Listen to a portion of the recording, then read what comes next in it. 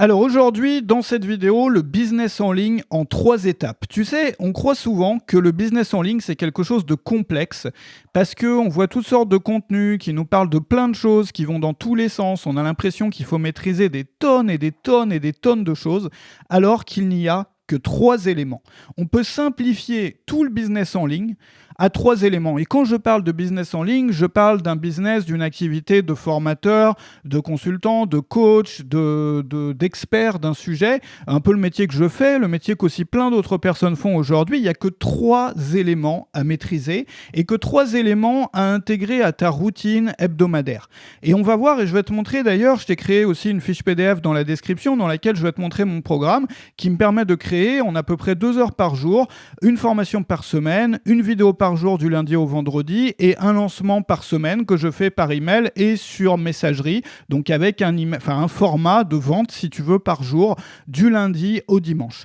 Alors, il n'y a que 3 éléments pour faire tout ça.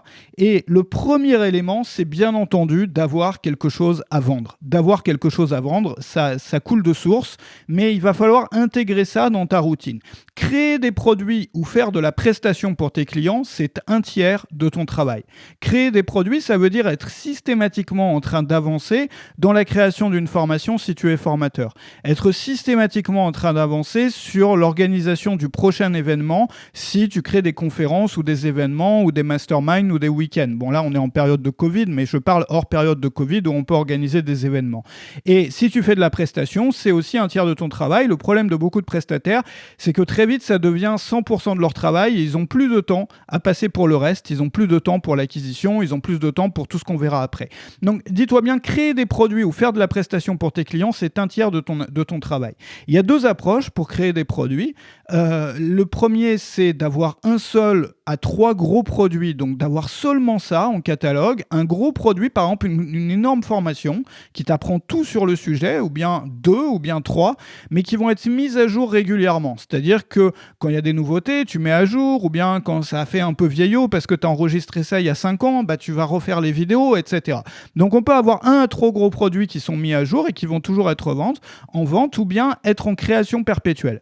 Donc la création perpétuelle, moi c'est ce que je fais par exemple depuis des années et des années maintenant. La création perpétuelle, ça veut dire que toutes les semaines, tu vas créer c'est pas forcément sortir une formation par semaine, mais c'est systématiquement, tous les jours ou toutes les semaines, avancer un petit peu sur la création de ton prochain produit. Le gros avantage de ça, c'est que ça t'installe une routine. C'est-à-dire que ça devient facile à faire à partir du moment où tu arrives à l'intégrer dans tes journées. C'est-à-dire, tu te dis, moi, tous les jours, il faut que j'enregistre 20 minutes ou bien que j'avance de temps sur la création de mon nouveau produit. Et à partir du moment où ça devient une habitude, tu deviens instoppable. C'est-à-dire que tu vas systématiquement avoir des nouveaux produits à proposer, des nouvelles offres tout au fil de l'année, parce que tu es en création constante, mais sans te forcer. Moi, tu sais, j'aime pas travailler sur des gros projets ponctuels parce que, tu vois, on était tranquille là, tu vois, à vivre notre vie, et puis d'un coup, on se dit, waouh, il y a cet énorme projet, j'ai vraiment pas envie de le faire, je vais devoir m'y mettre. Moi, je préfère avoir ma petite routine tranquillement, pépère, tu vois, bien organisée, voilà, où je sais que tous les jours, j'en fais un peu, et puis c'est une habitude, c'est facile, et puis c'est intéressant. Je l'ai organisé justement pour que ça soit intéressant, facile à faire, et que ça devienne habituel, ça fait partie de la journée, comme aller faire les courses, comme prendre le déjeuner ou comme prendre sa douche. Voilà. Donc ça, c'est un choix à faire aussi en fonction de ta personnalité. Dans mon modèle, un tiers des contenus qui sont créés chaque semaine sont des parties d'un produit. Donc un tiers des contenus créés. Alors moi j'ai plein de modèles parce que je suis un peu un explorateur. J'aime bien, tu vois, j'ai un modèle basé sur l'audio, j'ai des modèles basés sur le 100% texte. Et en fonction des saisons de l'année, en fonction aussi de mes envies, je passe de l'un à l'autre. Mais dans le modèle par exemple que j'ai aujourd'hui, que j'utilise aujourd'hui, un tiers des contenus que je crée chaque semaine sont des parties d'une formation. Un tiers, ça va être ce que tu vois ici sur YouTube, parfois c'est ailleurs, c'est ce qu'on appelle l'acquisition, on y reviendra tout à l'heure. Et un autre tiers, c'est les lancements, ça veut dire intéresser mon audience aux formations justement que j'ai créées au fil de la semaine d'avant et que je lance en ce moment. Donc dans mon modèle, un tiers des contenus créés chaque semaine sont des parties d'un produit. Et c'est très simple finalement d'enregistrer un module par jour, c'est-à-dire que tu décides d'une régularité. Par exemple, tu dis, moi je voudrais lancer une formation par exemple tous les mois. Bah, sur un mois, tu vas avoir une vingtaine de jours, si tu prends tes week-ends, si tu te reposes le week-end, tu vas avoir une vingtaine de jours dans lesquels tu peux enregistrer. Donc cette formation mensuelle, si tu la divises par 20, Peut-être que tu pourrais créer 20 modules, peut-être aussi que tu pourrais créer 10 modules et faire un demi-module tous les jours, ou peut-être faire un quart de module tous les jours, ou bien lancer une formation par semaine, faire un module tous les jours. C'est à toi de t'organiser autour de ça. Mais c'est très facile à partir du moment où ça devient habituel. Donc ça, c'est le premier élément. Toujours travailler sur la création de la chose qui vient après, qu'on va proposer après. Le deuxième élément, c'est d'avoir des inscrits. Alors les inscrits, c'est des personnes que tu peux recontacter. Donc les inscrits, c'est soit des inscrits à ta mailing list, c'est soit des personnes qui te suivent sur un canal Telegram ou une liste WhatsApp, c'est-à-dire des personnes, contrairement aux personnes qui te suivent sur les réseaux sociaux, des personnes que tu peux contacter. Donc tu peux envoyer un mailing, tu peux envoyer une update, quelque chose sur ton canal Telegram ou autre, et ils vont avoir une notification. Donc avoir des inscrits. Ce qui est très important, et depuis le phénomène des influenceurs, parce que notre métier, à nous, il existe bien avant le phénomène des influenceurs, la montée de YouTube, etc. Ça existait même avant le web. Le problème, c'est que on est troublé par ça. Surtout les personnes qui commencent aujourd'hui sont troublées par ça parce qu'elles voient tous ces influenceurs, tous ces youtubeurs et ils se disent j'aurai jamais autant de vues qu'eux, etc.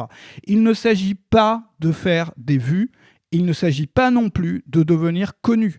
Il s'agit d'avoir des inscrits.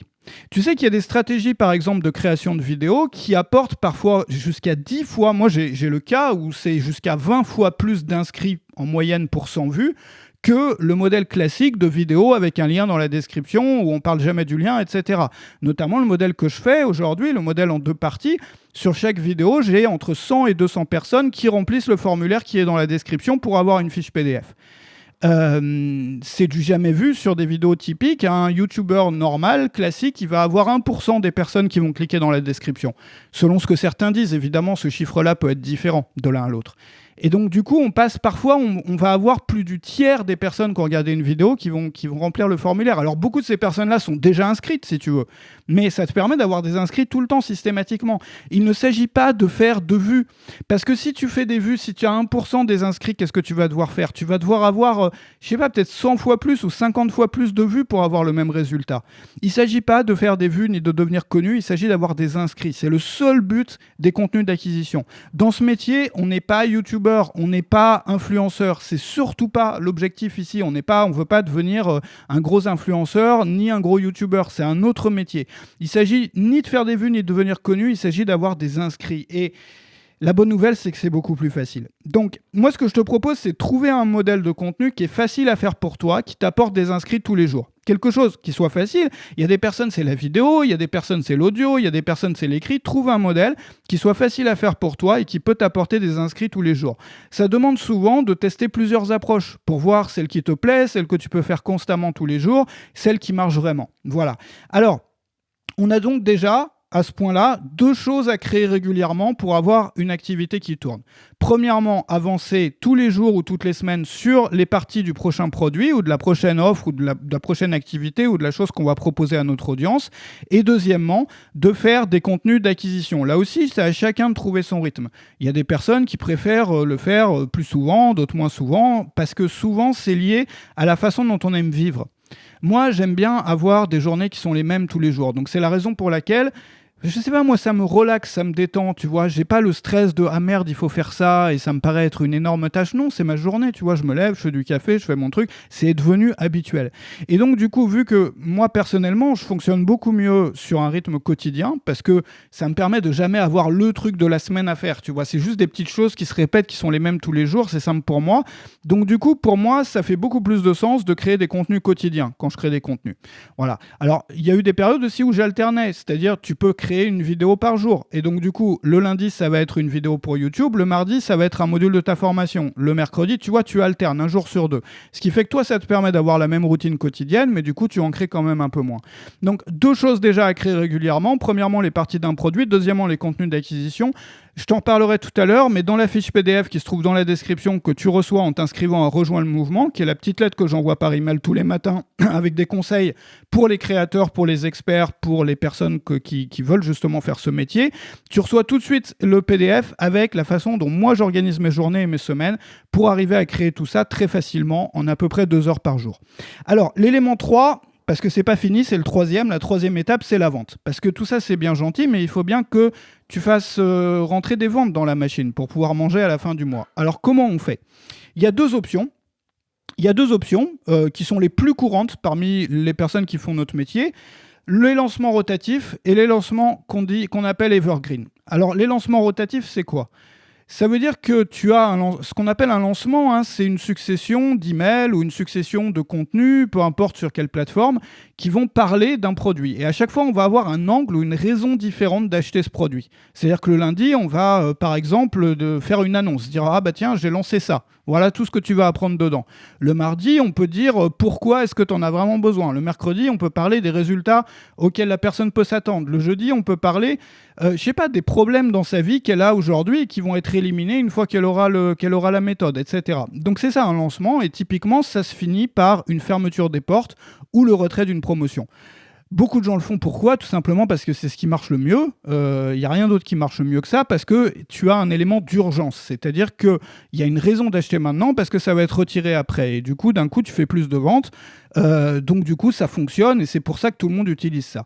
Bon, alors les lancements rotatifs, ça veut dire que tu lances un produit cette semaine, t'en lances un la semaine d'après, t'en relances un après, pas forcément un produit, ça peut être une offre, une promotion, un pack de 3 produits, tu peux changer de format, une semaine tu vends une formation, la semaine prochaine tu proposes du coaching, enfin une offre, à chaque fois tu as une offre, voilà, une offre promotionnelle. Donc tu as systématiquement une nouvelle offre promotionnelle et ça change tout le temps. Voilà, ça c'est le lancement qu'on peut appeler lancement rotatif. Ensuite, tu as les lancements evergreen. Alors ça, c'est plus compliqué techniquement, mais c'est pas si compliqué que ça. C'est quand tout est programmé à l'avance et une personne qui s'inscrit, elle va recevoir automatiquement le lancement 1, puis le lancement 2, puis le lancement 3. Mais tout le monde ne reçoit pas le même lancement en même temps. Donc si tu veux, tu peux caler pour 6 mois, 1 an d'emails ou de contenus qui sont déjà faits à l'avance et toi, tu n'as plus rien à faire à partir de ce moment-là. Ça, typiquement, c'est utilisé davantage auprès du grand public et pour les produits qui sont plus chers. Pourquoi ? Tout simplement parce qu'on va être moins... Enfin, les lancements evergreen, les lancements rotatifs, c'est bien quand tu as des passionnés, des gens qui sont des geeks d'un sujet, qui sont impliqués dedans et qui vont rester chez toi pendant, je sais pas, peut-être 10 ans, tu vois. Des gens qui vont devenir fans et qui vont rester sur le long terme. Les lancements evergreen, ça va être plus sur des gens qui s'intéressent épisodiquement à quelque chose, qui sont plus du grand public et donc souvent, on va être plus sur des produits chers. Donc, pour te donner un exemple, moi, chaque jour, je crée donc un module de ma prochaine formation. Donc, chaque jour, du lundi au vendredi, hein, pas le week-end. Un module de ma prochaine formation, une vidéo d'acquisition, comme celle que tu es en train de regarder, et un email d'un lancement. Alors, je me suis organisé, j'ai trouvé une façon de m'organiser pour ça qui consiste à découper la préparation de l'enregistrement. Donc, je le fais à des moments différents de la journée et je vais te montrer tout mon programme dans la fiche PDF qui est en dessous. L'idée, c'est qu'on n'a pas besoin forcément d'en faire autant que ça. Mais ça devient facile quand on est bien organisé. Et c'est la raison pour laquelle ça serait dommage de se priver, de partager autant de choses tous les jours, à partir du moment où on a la possibilité de le faire en peu de temps et en y investissant de l'énergie, mais finalement en prenant vraiment du plaisir là-dedans. Tu sais, moi je trouve que la procrastination, le fait de remettre une tâche à plus tard, elle est souvent due à ce qu'on se donne quelque chose de gros et de ponctuel. C'est-à-dire, tu vois, comme tâche. C'est-à-dire, tu dis, il faut que je crée une formation. Et tu dis, ouais, c'est énorme, ça me saoule, j'ai pas envie de le faire aujourd'hui, je le ferai la semaine prochaine. Arrive la semaine prochaine, tu dis, ouais, mais j'ai pas le temps, ça va me saouler, tu remets à la semaine prochaine.